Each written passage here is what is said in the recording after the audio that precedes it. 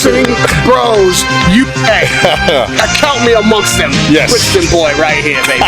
Hello everybody, this is Boxing Bros UK here. I am a Hister Boss Chris. Breaking news. Ben Shalom, he's got the deal with Turkey Al Sheikh. Check out our video about that, that's coming out in a few days. But he's lost Ben Whittaker. I knew it was coming. I fucking knew it was coming. Let's have a look, listen to what Ben Whittaker had to say. Mr. Ben Whittaker, welcome officially to the Matchroom Boxing team. Sounds good. It's got a nice ring to it, man.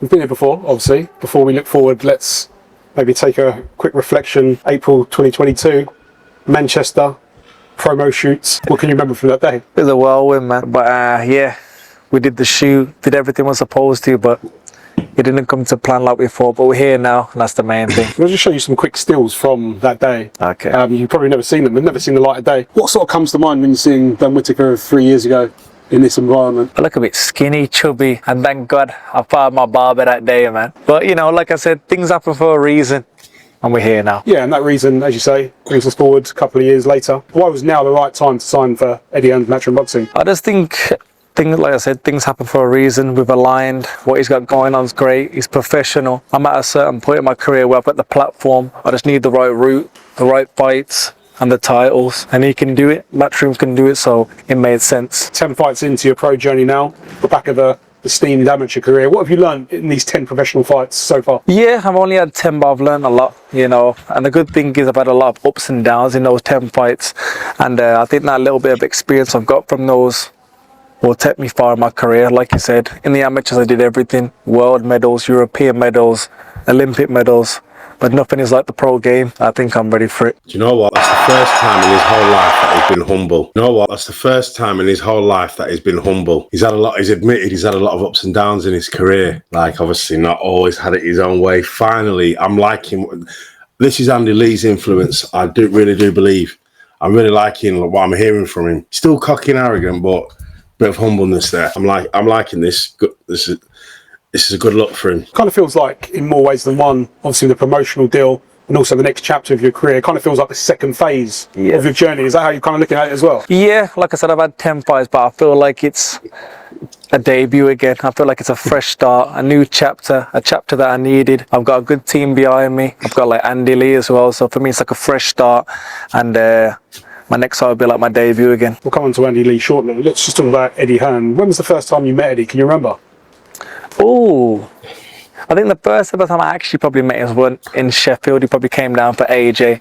AJ was fond of me then, probably told him about me. He's always kept his eye on me. We always knew this time would come. We didn't know when, and we're here now. Yeah, Eddie was quoted on the Ariel Hawani show recently saying, kind of feels inevitable. He obviously didn't take the game away that you were signing with Matchroom or close to signing with Matchroom, but did it kind of feel inevitable with you as well? At some point you would eventually be here with Matchroom? Yeah, like all my family know this is who I wanted to be. Like I said, at that time the move I made then was right for me, but I knew down the line I was going to be here. We're here now. I'm excited. I feel like it's a professional team. I feel comfortable here. I know everybody here, so it's nothing new, but it is new, if that makes sense. I'm going to show you another photo, which is on your Instagram. This is how the first conversation went down. Fight camp, I believe that was. A year before. Yeah.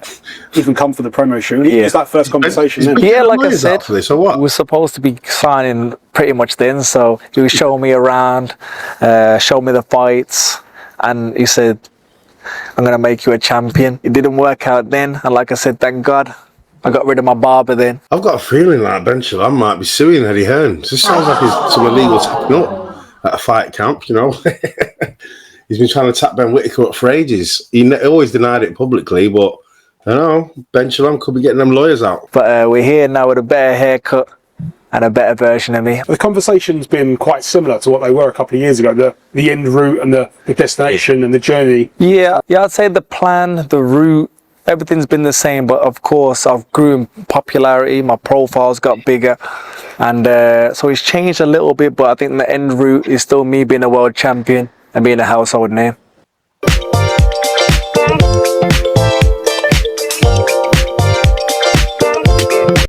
On the way to that World Championship route, you've obviously collected the IBF European title. What other sort of routes to a world title have you identified? Any other sort of ranking belts or European sort of belts along the way? Yeah, I just got the IBF right now. I'm ranked in a couple of governing bodies like the WBC. I'm 8 and a couple of others. But for me, that's why I'm on board with Matchroom. I feel like they can get you the right rankings, the right belts at the right time, and guide you to a championship, and that's what I'm here for. Let's look at the lay of the land of the light heavyweight division at the minute. It's obviously one of the most, I guess, sexiest divisions in the game. Yeah. We've had the rivalry with Dimitri and Nata of recent years now. You must have enjoyed that as a fan, first and foremost. Yeah, I think it's the fight that needed to happen. It was a great fight, the one-on-one. Hopefully someone can edge it out, make it 2-1, but it was a great fight. It was needed. The division's a great division right now, and I'm happy to be a part of it. Do you think you might be patient in the division because they are kind of tied up? Dimitri's obviously injured as well. The belts could fragment. It's a couple of interim belts. Are you maybe looking at the long game here? Like I said, that's what I've joined Matchroom for. They can do that for me. The good thing is I'm 28.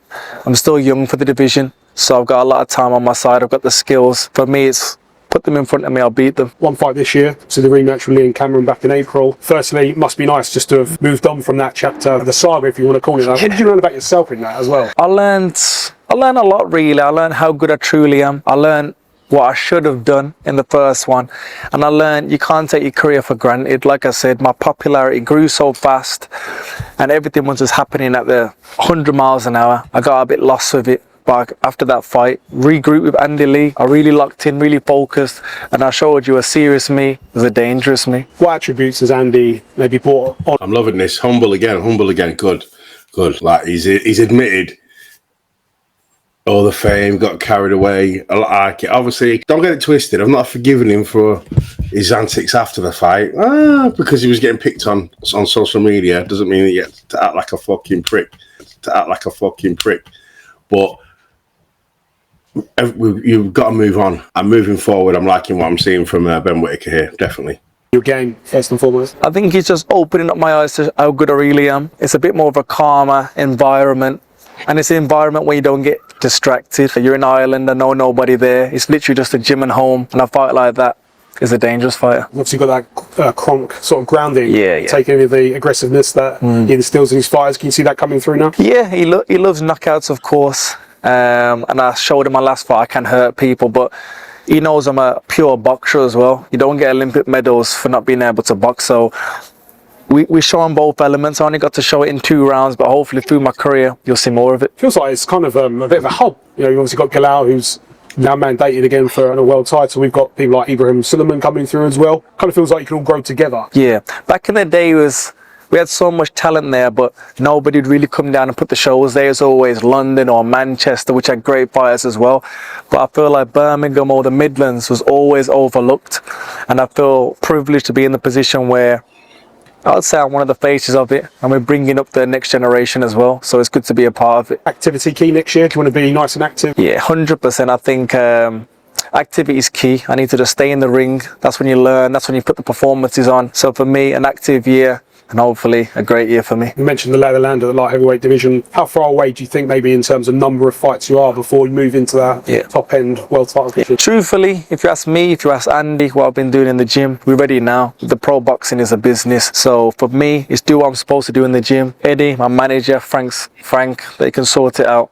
And here we are. You'll be fighting on the home of boxing, DAZN. Yeah. That's obviously grown quite significantly over the last couple of years as well. You must be thrilled to be able to fight on a platform that allows you to box worldwide. Yeah, to a large audience. That's what I'm excited about. A lot of my following is actually globally, and being able to maybe... A great move. This is a great move for Ben Whittaker. He's getting a big platform.